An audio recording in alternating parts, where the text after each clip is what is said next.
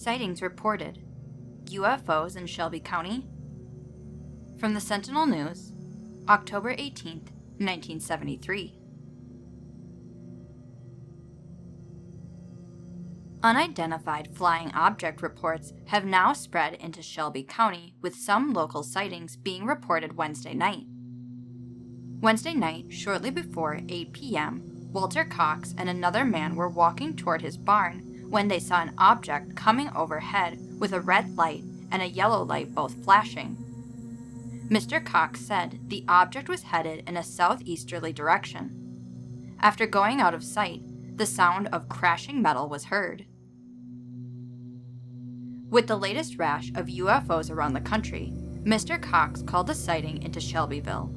Several members of the Shelby County Rescue Squad, along with Tommy Sampson and the state police, went out to Smithfield Road, about 4 miles, to check on it.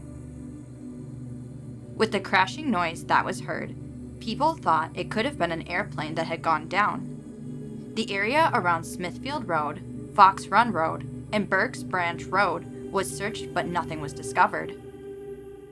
Later in the night, Mr. Cox said he saw what looked like an airplane fly over the area 3 different times. Each time, the plane flew in the same pattern. The last time the airplane was seen was shortly before 10 p.m. It was at 9:52 p.m. that Shelbyville fireman Gary Jones went to Westview Drive to check on a sighting of a UFO. He reported that he saw what looked like an airplane with spotlights on the bottom of it. Nothing in either case proved to be definitely a UFO. Officials in the Louisville area, as well as parts of southern Indiana, also received a wide range of reports of UFO sightings Wednesday night.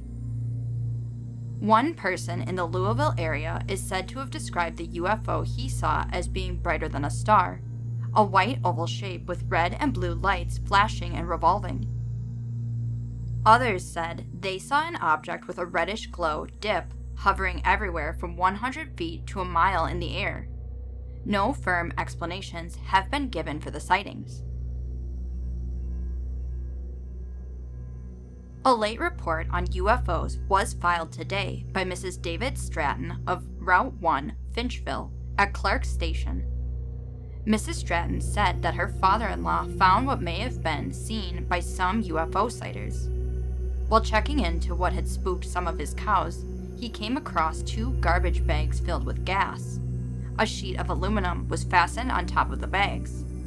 Light reflecting on the aluminum could have given different appearances, she said. Any other persons wishing to offer explanations should call the Sentinel News office.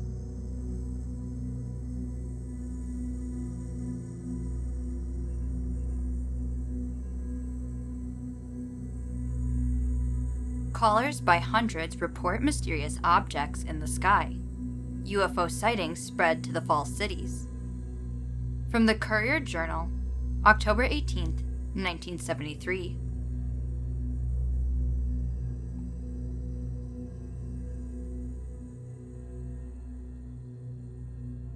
Jefferson County, Kentucky, and southern Indiana residents last night inundated police and news media switchboards with reports of what they said were unidentified flying objects, UFOs, hovering and crisscrossing the clear autumn sky. In the Louisville area, the reports, numbering in the hundreds, centered on 2 areas: southwestern and southern Jefferson County, from Valley Station to Seatonville, and as far north as Berry Boulevard, and in the Claysburg area of Jeffersonville, Indiana. Police in both areas said they had been swamped with calls. It was murder, one officer in the Floyd County Sheriff's Office said. Radio and television stations also reported their switchboards had been clogged with callers. Mrs. Dorothy Gresham, a Wave TV receptionist, said she received 40 or 50 calls since early last evening. Last night's reports followed 2 days of UFO sightings that stretched across Kentucky and Indiana as far north as Muncie, as well as numerous reports from elsewhere in the nation. Kentuckians in Hart and Hardin counties said they had watched UFOs with red and green lights traversed the skies over Munfordville Tuesday night. Reports of UFO sightings in the skies over Martinsville, Indiana, Sunday and Monday nights brought a visit from a skeptical Indiana University astronomer professor to the small town. And a Lafayette, Indiana newspaper, the Journal and Courier, sent an investigative team aloft over Tippecanoe and White counties in central Indiana for more than 5 hours Tuesday night and yesterday morning in a vain search for the UFOs. Residents in southern and southwestern Jefferson County last night reported numerous sightings between 8 and 9:30 p.m. A rough composite of the UFO reports portrayed a white or gray object, variously described as larger than any star, an upside-down hubcap, and a cylinder with red and blue lights hovering beside it.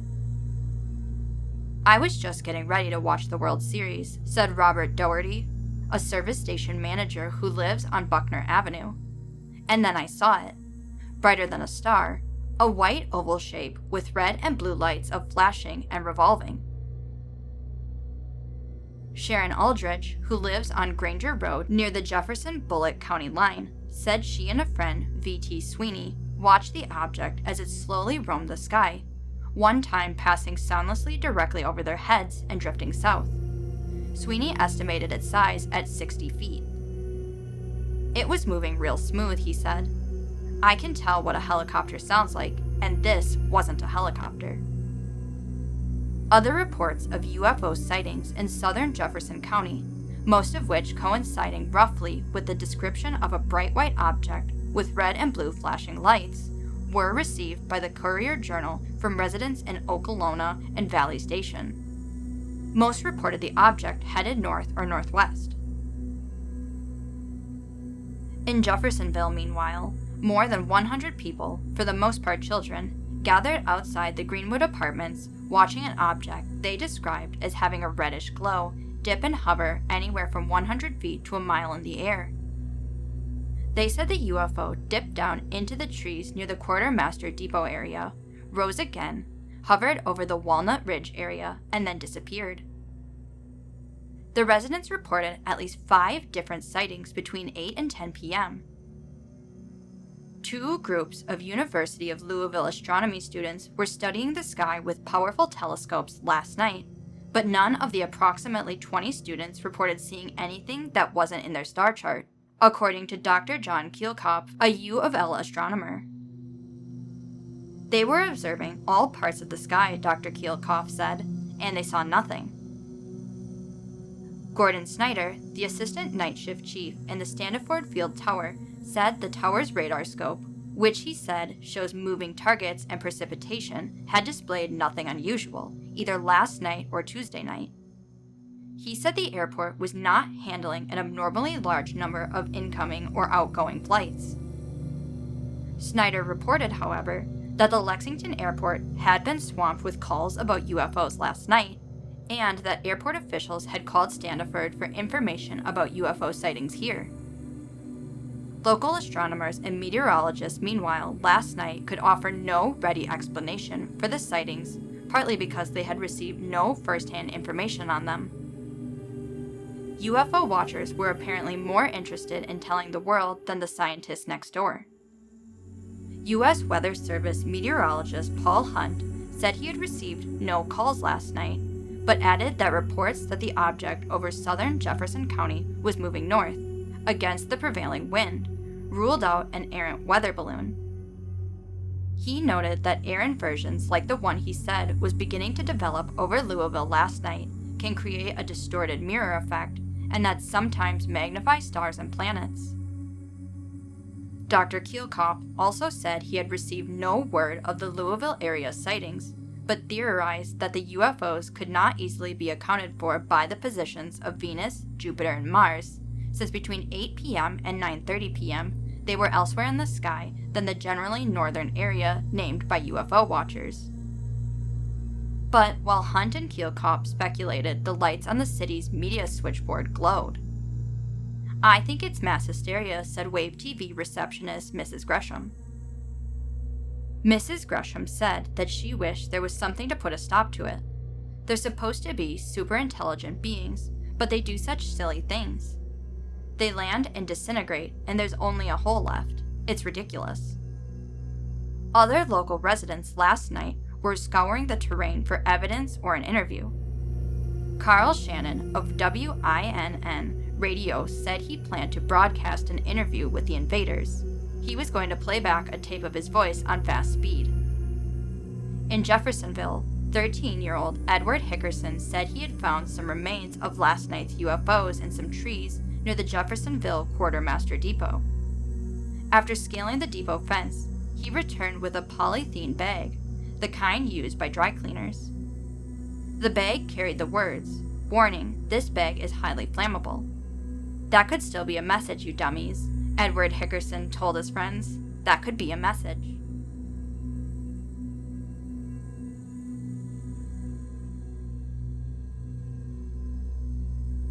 It took control of the truck.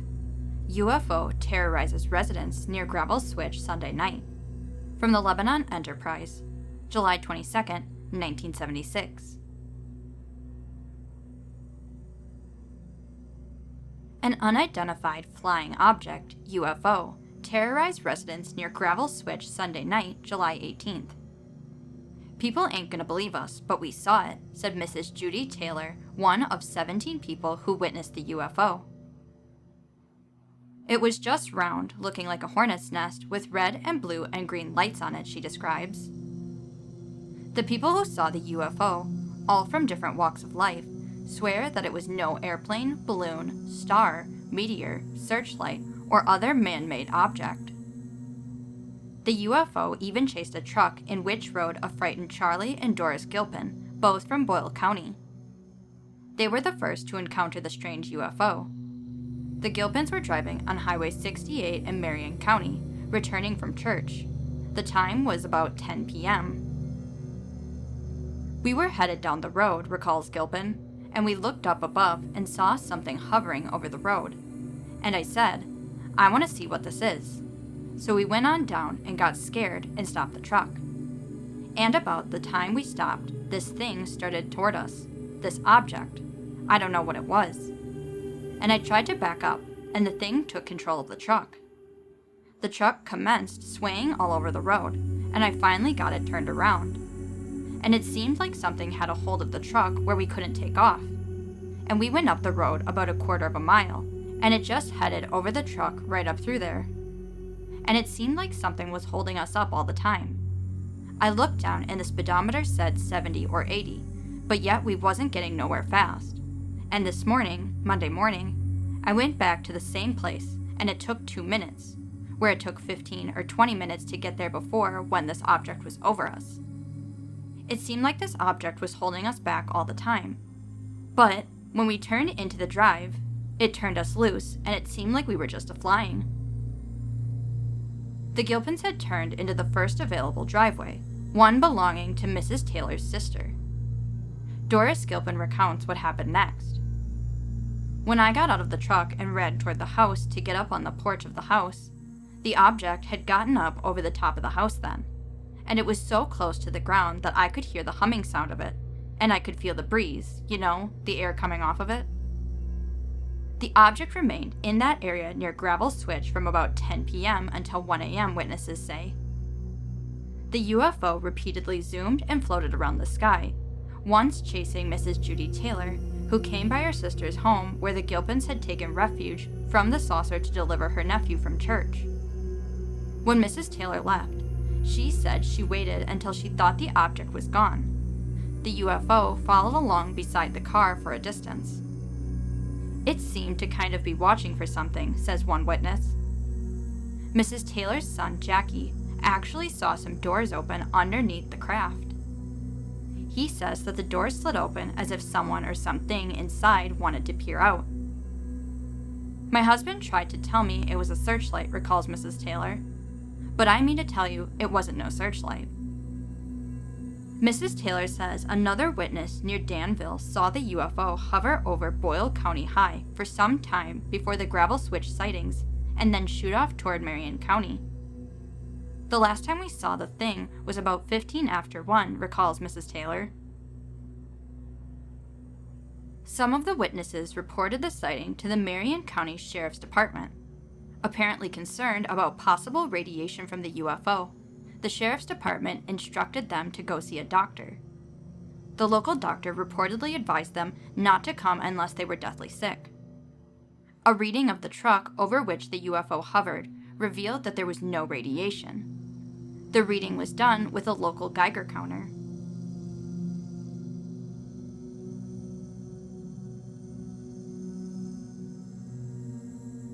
Students spotted UFO, a different kind of class. From the State Journal, May 8, 1977.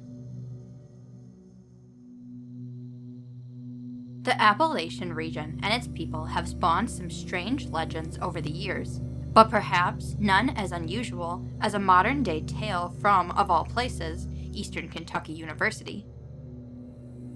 It started with an admitted UFO buff, Dr. J.C. Marr, professor of physics and astronomy at EKU. Marr had listened with keen interest in recent years to stories from Eastern Kentucky residents who said they sometimes saw strange lights darting across the evening sky. The lights would make 90-degree turns, or follow their autos down country roads, or just hover mysteriously, they claimed. The professor heard so many of these reports, he finally did something about it. He got a class together and went hunting in the mountains for unidentified flying objects. Funds were limited, so Marr and his class concentrated their search on an area near the Madison-Estill County line. We picked that section because residents in the Estill County and some adjoining areas have been spotting a UFO at night for the last few years, Marr said in an interview with UPI. Needless to say, they weren't the kind of class field trips the professor or any of his students had ever taken before. The group set out from their Eastern Kentucky campus shortly before darkness during a 3-week period this spring. They always split up into 3 sections, which took up different positions in order to triangulate the location of any moving lights they observed. On some of the outings, the class stayed in communication by shortwave radio. Another time, they merely synchronized watches for purposes of triangulating the object's location. The group spotted it, the UFO, every time they went out, according to Marr. But what did they actually see? I don't think there's any doubt that something strange is up there, the professor said. It's a UFO for sure, but whether it's enough to raise the hackles is something else again. Scientifically speaking, he described the light as a bright object in the sky, a light source. It's got the brightness of 1,000 to 2,000 watts and moves quietly. Except for a fleeting nearby glimpse before the light snapped off, the average triangulation showed an object about 15 miles distant, traveling at about 200 plus miles per hour with a spherical light, he added. Marr has sent the results of the field trips to Northwestern University astronomer Dr. J. Allen Hynek, a noted author on the subject of UFOs.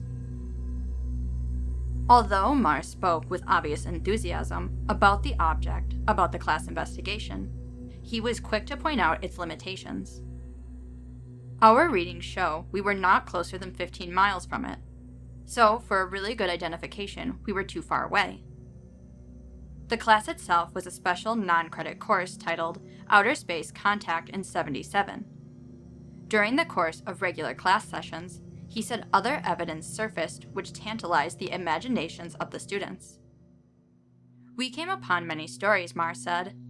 One particularly interesting one was from a woman who lives west of I-75 in Madison County. She claims she had a UFO come down near her house. She said 2 lights came out of the ship, he recalled. When she ran outside and put the car headlights on it, the big light on the ground swooped up the 2 little lights. The astronomer contended that all the stories they heard in class from nearby residents were such that it was a little difficult to believe people had completely made them up. Although he believes the class had a good, solid look at the controversy that swirls around the subject of UFOs, Marr said he doesn't think he'll do it again. To do the job that really needs being done to track it, you'd need expensive equipment, he explained. You'd have to have a portable radar unit, something that would be able to take a picture of the spectrum of light from the object, and some special audio equipment that would pin down just how quiet it is. So it's out there, waiting for someone to track it, he contends. It does seem that this monster, the UFO, is almost as well localized as the one in Loch Ness, and much easier to observe, Mark concluded.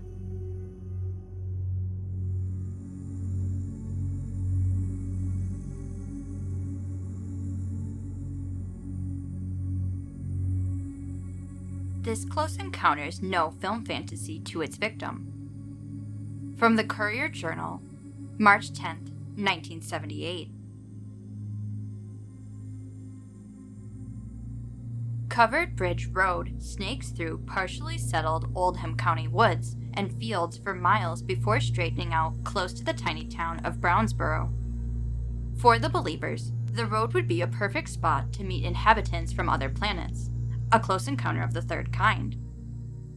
And a 20-year-old Oldham County man who told a story under hypnosis that he could not remember without it is convinced he had such an encounter inside an alien spaceship. The Center for Unidentified Flying Objects studies Evanston, Illinois, a body dedicated to the serious study of UFOs, listed it as one of only 3 close encounters of a third kind nationwide in all of 1977. I knew if they wanted to hurt me, they could have, the man said of his abduction into a spacecraft. They could have done anything to me because I was powerless, but they didn't. The man does not want his name used, so we'll call him Jeff. He is a graduate of Oldham County High School, where he was an average student. He works in a farm business. He said he will drink beer but never to get drunk, and does not use drugs. He is a stocky, soft-spoken man who is now only willing to talk about his encounter, although it happened more than a year ago. One day, yes, I may be willing to say that was me and give my name, but I'm not going to now, he said. The story begins the night of January 27th, 1977, when Jeff was driving home alongside Covered Bridge Road from his girlfriend's house in Brownsboro. Both he and his girlfriend said he left in his Jeep about 1 a.m. The 5-mile trip home normally takes about 7 minutes. Jeff said he was driving west about 4 miles from the intersection of Covered Bridge Road and US 42 when he saw a fire-red glow in the sky. He said the glow came from a rectangular object about 40 feet long and 20 feet high that was hanging over the trees about 100 feet off the ground. Jeff said he had seen similar objects in the same place several times in the past 5 years, but they had been white. And it was the first time I had ever seen one when I was alone, he said. Jeff remembers his Jeep and the red glow drawing together. He said the glow was too bright to look at, but he could not divert his eyes. He was terrified and still cannot remember if he was still in control of the Jeep or not. Then suddenly, the red glow flashed off across the sky toward the northwest. Jeff was shaken, but able to drive home. Jeff's mother remembers what it was like when Jeff got home that night. He whispered to me to come with him, she said. He told me I'd never believe what happened to him. I took him into the bathroom and his eyes had rings around them like they were red neon. He didn't want to say anything in front of the others, but he was shook up. Jeff and his mother noticed another peculiar thing. Jeff had arrived home about 1:45 a.m. The 7-minute trip had taken 45 minutes. The time lapse bugged Jeff more than anything. His mother, who had also seen objects in the sky about the same place Jeff did, had a friend who had investigated UFOs. They had talked of incidents in which people had to be hypnotized to be able to recall the details of close encounters. The next day, Jeff called Louisville hypnotist Lawrence Allison, and Jeff, his girlfriend, and the UFO buffs went to see him. I was afraid at first, Jeff said, but then I thought I would do it. Allison said he took Jeff back to his childhood and then brought him forward year by year to the night of the incident. Then he stopped and let Jeff tell what happened with the spaceship. Jeff has a written copy of that tape session and Allison confirmed Jeff's story. "I'm convinced he either saw something or believes he saw something," Allison said. Jeff said he couldn't remember anything about what happened inside the spaceship until he was hypnotized. Under hypnosis, Jeff said he could not remember leaving his Jeep, but he knew it was suspended somewhere between the ground and the spaceship. He said the spaceship suddenly turned black, then white, and then he was inside the ship in a luminous circular white room about 20 feet in diameter and 20 feet tall. He said there were 3 machines in the room, but there was nothing in humanoid form. Jeff said a big black machine at his left was 15 to 20 feet tall with a rough-skinned surface. A smaller red machine was at his right, and a white machine about 6 feet tall, filled with a glowing light, was in front of him. He said the machines never talked to him, but he sensed what they wanted, and it seemed the white machine was the boss. "I couldn't move. I was powerless," he said. "The black machine moved over and touched me with its arm, and it was like touching a nerve ending. It hurt so much they almost brought me out of hypnosis." Jeff said he sensed the red machine did not want to touch him, but was ordered to by the white machine. He said the red machine finally touched him in the temple and shoulder, and it felt like a needle being stuck in him. He said the machines moved their arms slowly up and down his body, and then either merged into or went behind the big black machine. He said he felt the entire spacecraft was vibrating like a boat in the water during the examination.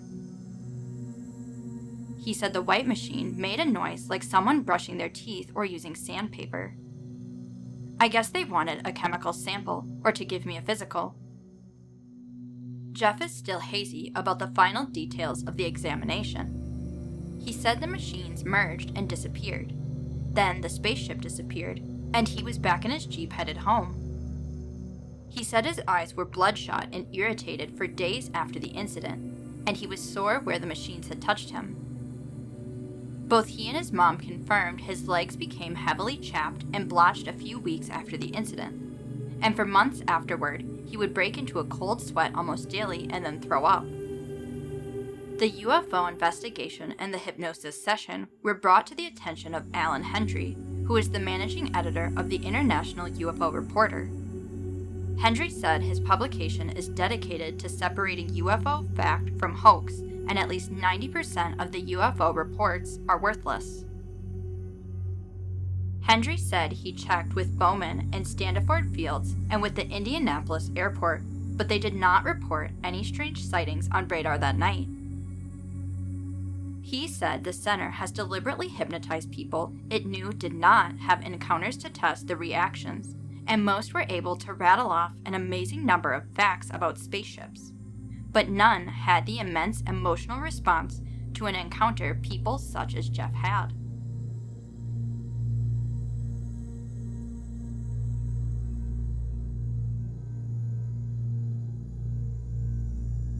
Area UFO sightings reported. From the Messenger Inquirer, October 20th, 1973. A rash of unidentified flying object sightings was reported in the Green River area Friday night. Dispatcher Jim Myers at the State Police Headquarters in Henderson said, "We had maybe a couple dozen calls in a 20-minute period around 7:30 last night. We got calls from Henderson, Warren, Davies, McLean, Muhlenberg, and Logan counties. They all reported a large blue light about the size of a house." Myers said that the state police had no idea what could be causing the light. "When we get reports like this, we ask our units to try to verify them." He said that troopers had not been able to verify these reports. The state police get reports of UFOs from time to time, according to Myers, but he said this was the first time he'd received so many calls in such a short period of time. Davies County Deputy Sheriff Frank Johnson said that he saw a large blue light in the direction of Madisonville. "We'd been to town, and as we pulled into our driveway on Newbolt Road, my son David said, 'What's that big blue blob?' We got out of the car and looked, and there was this great big blue something in the sky south of here. I couldn't really tell what size it was because it had an indistinct shape, but it was considerably larger than a full moon would have been. Johnson said that the light pulsated, growing brighter and then fading.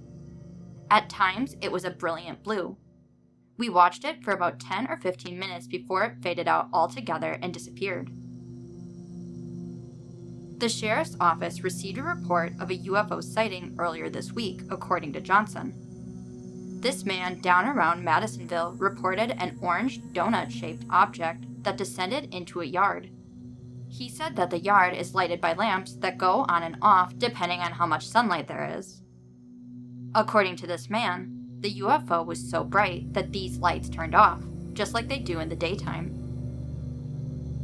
Johnson said that he knew the man who had reported the UFO, and I don't think he's the hysterical type. The sheriff's department doesn't have written reports of any previous UFO sightings, according to Johnson, or at least I've never seen them, but there's going to be a report on this one because I'm going to write it up tomorrow. I think it's worthwhile to keep a record of these reports. A dispatcher at the Owensboro Police Department said the department received 2 or 3 calls Friday night reporting UFOs and 2 or 3 calls Thursday night. These are the first we've gotten in a long time, she said.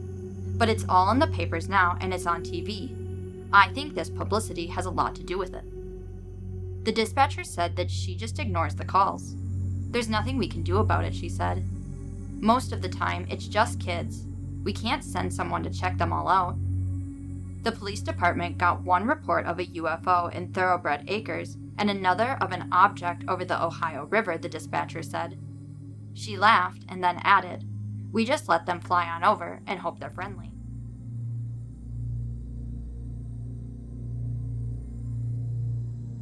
Thank you for listening to this episode. I hope you liked it. Which state should I cover next for UFO sightings? Let me know in the comments below. And as always, don't forget to like, subscribe, and hit the notification bell to stay up to date with everything I post, and it also really helps my channel out. If you have your own scary story or close encounter to share, you can either send it in the comments, post on my subreddit, r/ihaveaspookystory, or send it to my Gmail, pinkpossiblystories@gmail.com. Maybe your story will be in the next video. Good night, sleep tight, and don't let the shadows bite.